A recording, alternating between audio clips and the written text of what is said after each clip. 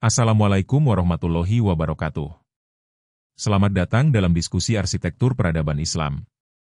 Hari ini, kita tidak hanya akan bicara tentang estetika bangunan, tapi tentang paradigma baru dalam filantropi Islam. Kita sedang beranjak dari sekadar memelihara aset fisik menuju penciptaan kesejahteraan yang berkelanjutan.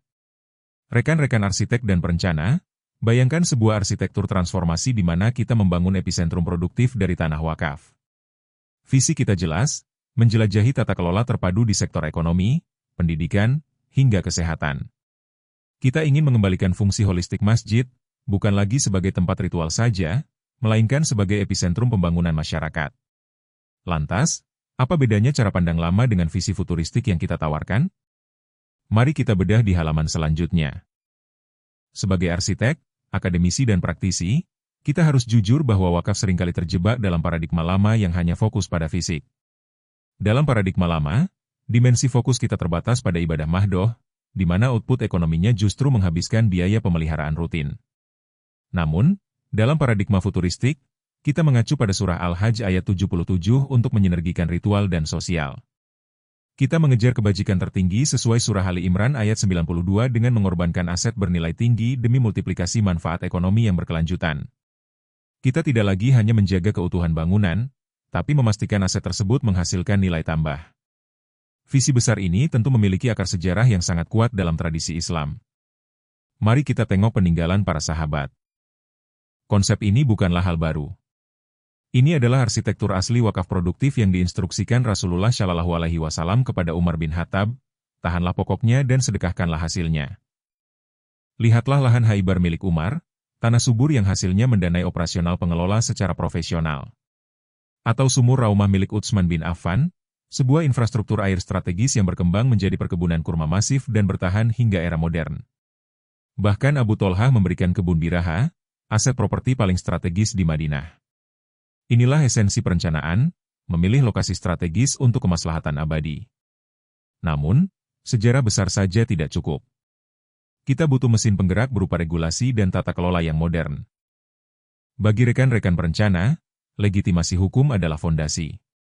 Di Indonesia, Undang-Undang Nomor 41 Tahun 2004 telah memperluas objek wakaf hingga mencakup uang dan benda bergerak. Bahkan ada fleksibilitas istibdal atau penukaran aset di bawah pengawasan BWI jika lahan kehilangan potensi strategisnya. Kuncinya ada pada transformasi pengelola atau nashir, dari sekadar figur kesalehan personal menjadi entitas dengan kompetensi manajerial. Kita menerapkan prinsip POAK, planning, organizing, actuating, dan controlling, yang transparan dan akuntabel. Ingat, profesionalisme mereka dilindungi dengan hak maksimal 10% dari hasil bersih. Dengan mesin yang sehat ini, mari kita bangun pilar-pilar peradaban kita. Kita mulai dari pilar ekonomi. Pilar pertama adalah integrasi sektor real. Kita bicara tentang pembangunan infrastruktur komersial seperti minimarket modern atau ruko di lahan wakaf sebagai endowment fund. Untuk membiayai konstruksi di lahan kosong, kita gunakan wakaf uang sebagai booster likuiditas melalui Lembaga Keuangan Syariah Penerima Wakaf Uang, atau disingkat LKSPWU. Hasilnya, surplus keuntungan tidak lagi sekadar untuk masjid, tapi menjadi injeksi modal bagi pedagang kecil di sekitar kita. Inilah ekonomi yang membumi. Ekonomi yang kuat harus ditopang oleh sumber daya manusia yang unggul. Itulah tugas pilar kedua kita. Pilar kedua berfokus pada pendidikan berdaya saing global. Kita membangun sekolah formal dan pesantren di atas lahan bersertifikat ikrar wakaf resmi untuk menjamin kepastian hukum dari sengketa waris. Yang menarik di sini adalah siklus subsidi silang. Beasiswa penuh untuk kaum duafa tidak lagi membebani SPP siswa lain, melainkan disuntik langsung dari surplus sektor komersial di pilar pertama.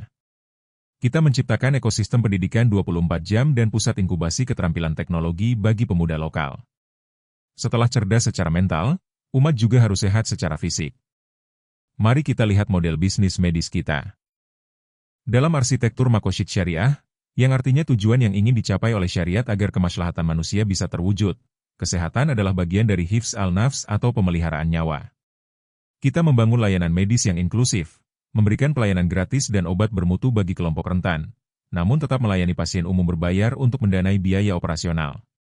Semua ini harus tunduk mutlak pada regulasi Kemenkes. Buktinya sudah ada. seperti Klinik Utama Medikids Wakaf di Padang yang sukses merawat standar spesialis profesional dengan ekosistem finansial yang sangat sehat. Kesehatan dan ekonomi sudah, kini saatnya kita bicara tentang kesiapsiagaan menghadapi krisis. Pilar keempat adalah tentang layanan kemanusiaan. Kita menghadirkan unit pelayanan jenazah terpadu berbasis iuran mikro yang syar'i dan higienis.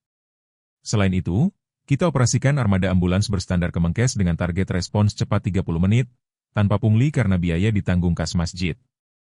Jangan lupakan ketahanan air, kita mengadaptasi kembali model sumur Raumah, di mana sumur bersejarah di Madinah yang dibeli oleh sahabat Nabi, Utsman bin Affan, dari seorang Yahudi seharga 20.000 dirham, untuk menyuplai kebutuhan wudhu hingga irigasi pertanian di daerah krisis air. Ini adalah pengabdian tanpa batas. Rekan-rekan, ini bukan sekadar teori.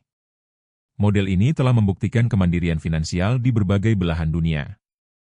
Mari kita buka wawasan global kita, dengan contoh tingkat internasional. Lihatlah Al-Azhar di Mesir. Investasi portofolio mereka di saham korporasi dan real estate membebaskan mereka dari intervensi politik dan mendanai jutaan beasiswa internasional.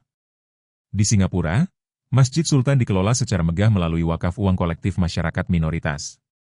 Bahkan Masjid Kobe di Jepang membuktikan ketahanan strukturalnya yang tegak di tengah kehancuran Perang Dunia Kedua berkat kolektivitas dana wakaf yang dikelola dengan kualitas tinggi. Sampailah kita pada akhir paparan ini. Saatnya kita menentukan posisi kita dalam sejarah.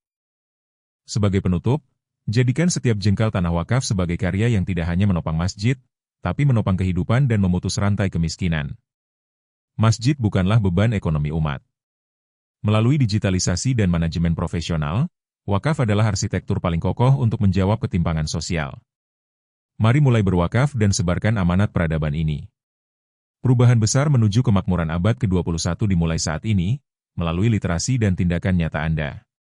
Terima kasih atas kebersamaannya. Wassalamualaikum warahmatullahi wabarakatuh.